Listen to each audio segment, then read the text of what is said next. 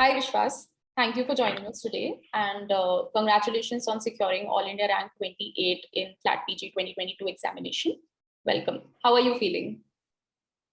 I'm very grateful, ma'am. Very grateful. Okay. Okay, Vishwas. So you have been a regular student in the 2022 batch. So I would like to ask you a few questions on how you prepared for this exam. When did you start preparing, and what was your strategy? But before we begin, please introduce yourself a little bit and tell us a little bit about your educational background. So my name is Vishwas Chawla, and I did my LLB from the Punjab University, Chandigarh.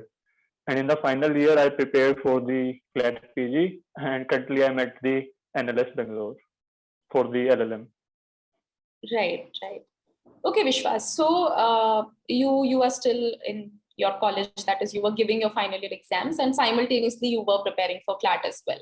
Yes. So when did you start preparing for CLAT, and how did you begin with your preparation? Ma'am, I started preparing for the CLAT from the October 2021. And as I joined the coaching from the very start, I started with the basics till December. After that, I took take the recent cases, then both. Right. That is, of course, the right way to go. Okay, Vishwas. So coming to this year's paper now. So this year's paper was slightly different from the last 2 years that we have seen. So when you saw the paper, what was your reaction, and how did you feel about the weightage of subjects that have been asked in the exam? So, ma'am, first paragraph from was the CRPC. So I prepared well for the CRPC. I feel very confident that I will attempt it very easily. But as on paper goes on, there were certain paragraphs from Juvenile Justice Act and from the jurisprudence. From jurisprudence, paragraphs were expected, but paragraphs were not expected from the Juvenile Justice Act, taxation laws. Ma'am contract को ma'am काफी ज्यादा deep में पूछा गया था इस बार, उसके लिए मैम प्रिपेयर नहीं थे, तो वो मैंने अटेम्प्ट ही नहीं किया.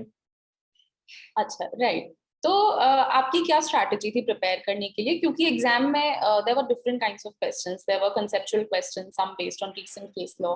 तो how did you prepare for it? मतलब what emphasis did you put on recent case laws, because this time recent case laws were not asked as much as they were asked in last 2 years? Ma'am recent case laws में मैंने सिर्फ वही cases किए थे ma'am जो हमें coaching में करवाए गए थे ma'am. No extra cases. Students ने मैम प्रिपेयर किए एक्स्ट्रा केसेस भी, पर मैम मैंने रिस्ट्रिक्ट किया था, जितना कोचिंग में करवाया गया था उतना ही किया था.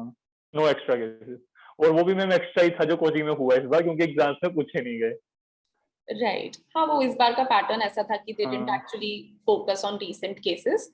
पर हाँ, आपकी बात सही है कि लिमिटेड फोकस करना चाहिए केस लॉस पे, and basics are something which have to be given the first priority. Right विश्वास.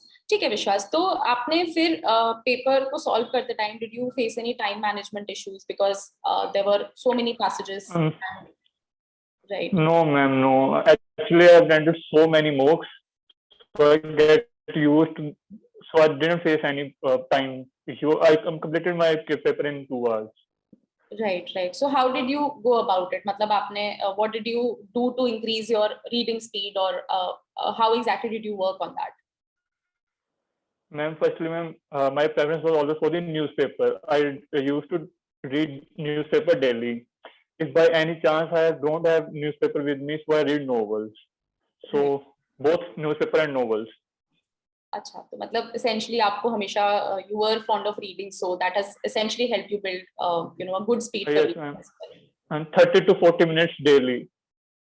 अगर मैम किसी दिन क्रैक का नहीं भी पढ़ पाए तो मैम 30 to 40 minutes रीडिंग तो करनी ही करनी है. Right. Of course that helps. और आपने इतने सारे जजमेंट्स पढ़े हैं तो उसकी प्रैक्टिस भी आपको काफी थी, so it was probably very easy for you. ठीक है Vishwas. Now coming to the sources, क्योंकि सब्जेक्ट्स इतने सारे हैं क्लैट में कि of course it becomes very difficult to cover everything, right? इस बार जैसे टैक्सेशन लॉ, कंपनी लॉ में से क्वेश्चंस आए, तो how did you prepare for such subjects which are very vast and which are generally a student does not really pay much attention in the law school? So how did you prepare for that? Any particular subject or all subjects? आपने जैसे भी prepare किया हो, ये जो भी बड़े बड़े सब्जेक्ट्स हैं जैसे company law, taxation, labour law, आपकी क्या स्ट्रैटेजी थी इन सब्जेक्ट्स को डील करने के लिए? टैक्सेशन लॉ तो मैंने नहीं किया था, ऑनेस्टली मैं छोड़ कर गया था। मैंने वहाँ क्वेश्चन भी जिस लेवल करा रखे थे मैम, मैंने वो क्वेश्चन भी छोड़े थे मैम। तो टैक्सेशन लॉ तो मैम किया ही नहीं था। कंपनी लॉ मैम सिर्फ बेरक किया था, और लेबर लॉ मैम ज्यूरिसज के नोट्स रीड किए थे। Right right. Yes ma'am. ठीक है, तो आपका कहना है एसेंशियली कि सोर्सेज अपने थोड़े लिमिटेड ही रखने चाहिए when the subjects are so vast and it's not sure whether, right? मतलब अब जो नेक्स्ट ईयर प्रिपेयर कर रहे हैं उन्हें टेक्स्ट लॉ करना चाहिए, क्योंकि अब बच्चे प्रिपेयर करेंगे वो भी कंपटीशन आएगा उसमें भी। राइट।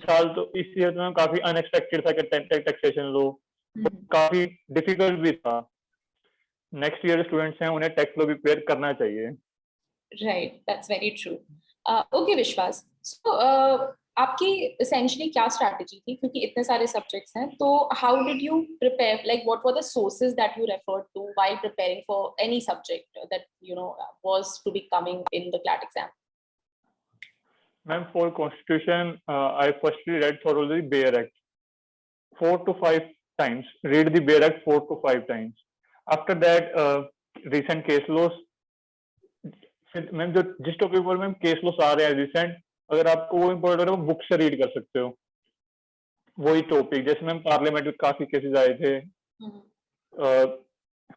तो मैम प्रिविलेजेस वगैरह के काफी केस आए, तो आप बुक से भी रीड कर सकते हो। बट मतलब एंटायर बुक रीड करने की कोई नीड नहीं है। जो रिसेंट केसेस हैं उन्हीं पे आप रीड बुक उन्हीं टॉपिक्स पे आप कर सकते हो। राइट बट बाकी वेयर तो एंटायरली रीड करना ही करना है। राइट, तो मतलब सारे सब्जेक्ट्स के बैराक्ट आपने एटलीस्ट 4 to 5 टाइम्स पढ़े थे। ठीक है, तो बैराक्ट के अलावा आपने क्या सोर्सेज रेफर किए, क्योंकि बैराक्ट के अलावा भी there is a lot of jurisprudence in every subject जो बैराक्ट में नहीं होती है, जैसे कि केस लॉज या डॉक्ट्रिन्स। तो उसके लिए can you please tell our viewers some good sources that they can refer to? Ma'am jurisprudence के लिए मैंने बुक रीड की थी एनवी ब्रांच पे। After that, I refer to the revision notes of the Jurisedge. That was sufficient, and I was able to attempt all questions, and I think all were right. Of course they were. That is how you got All India rank 28, of course. Yes, ma'am. ठीक है विश्वास, तो और public international law के लिए आपने कैसे prepare किया, क्योंकि पब्लिक इंटरनेशनल लॉ काफी वास्ट एरिया है और उसमें से क्वेश्चंस तीनों साल पूछे गए हैं, so it is of course an important area. तो for public and ma'am, for public international law, firstly I read the Jurisedge notes, then I go to the book. I refer to the S.K. Kapoor. Not the entire book, the topics that were taught in the class, only that topics. I made the notes and revised it in the end. Right. तो आपने सारे subjects के लिए अपने खुद के notes बना के यू रिवाइज फ्रॉम देम, और what was your strategy for revision, क्योंकि काफी स्टूडेंट्स कंफ्यूज हो जाते हैं एंड में कि इतना सारा कैसे रिवाइज करें। सो how did you go about your revision for CLAT? Ma'am for jurisprudence जैसे मैंने बताया मैम, पहले बुक से रीड किया जूरिस्प्रूडेंस को, मेन टॉपिक्स मैम, उसके बाद जूरिसजेज के रिवीजन नोट्स। मैम जूरिस्प्रूडेंस और मैम रिवीजन नोट्स से ही काफी रिवीजन, उसको मैम मैंने 4 to 5 टाइम्स किया, क्योंकि मैम अगर हम अलग अलग सोर्सेस करेंगे तो इतना याद नहीं रह पाएगा। तो मैम हम एक ही बुक को बार बार रीड करता रहता था मैम, और फिर मैं मॉक सोल्व करता था मैम जो जूरिसजेज के थे। राइट। फिर मैंने पब्लिक इंटरनेशनल लॉ के मैम खुद अपने नोट्स बनाए थे मैम, और कॉन्ट्रैक्ट का मैम डायरेक्ट रीड किया था, और जूरिसजेज के नोट्स रीड किए थे। उसके मैम कोई नोट्स नहीं बनाया एक्स्ट्रा, जस्ट कंसेप्ट को अंडरस्टैंड किया। Same for the transfer property act and for my CRPC only, I read entire direct for the CRPC and revised it time and again. No extra notes for the CRPC. Right. तो criminal law मतलब CrPC, evidence law, IPC, आपने तीनों इसी तरीके से पढ़े थे? For CRPC direct, evidence direct. For criminal law, I read some topics from the book like rape, criminal conspiracy, that were little confusing and not given sufficient in the direct, so I refer to the book. Right. That were in the news. ठीक है, that's a very sound strategy. अच्छा विश्वास, आपकी practice, like did you practice a lot of mock test? I mean what do you think about the importance of mock test for a paper like CLAT, because time management is very crucial in CLAT, so what did you do about it? Ma'am, mocks. Firstly, I sold the 20 passages, 20 of the CLAT PG mock book of Jurisedge, offline mocks. After that, around 40 mocks, comprehension mocks, and 20 MCQ mocks. Ma'am, around 70 mocks. I Right.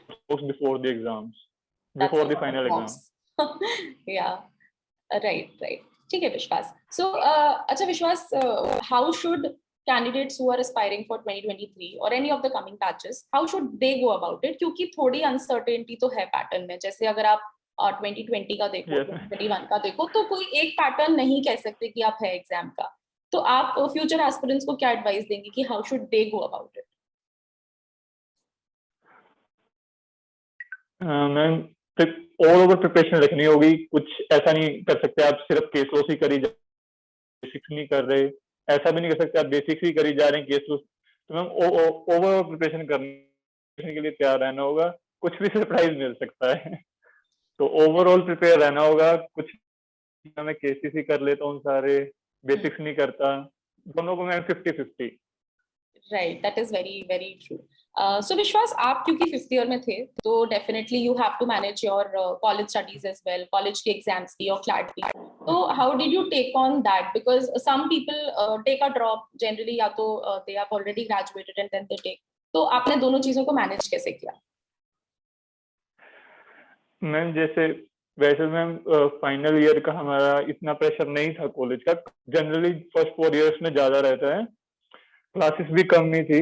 पर जब भी ma'am अगर मुझे कोई जैसे कोई project है या कोई मिड सेमेस्टर टेस्ट है, तो मैं कॉलेज का ही काम करता था. उस टाइम पर मैं बस साइलेंट कर देता था. और जब भी मैं मतलब कॉलेज का काम नहीं होता तभी करता था क्लास डे. तो ma'am I used to make a weekly schedule. 20 week में मुझे कोई कॉलेज का काम तो नहीं है, तो फिर मैं ध्यान देता. अगर मैं मुझे कोई वीक में कॉलेज का काम है तो मैं फुल डे अलॉट कर देता था. मैं अपना नोवेल वगैरह रीड कर लेता था बस.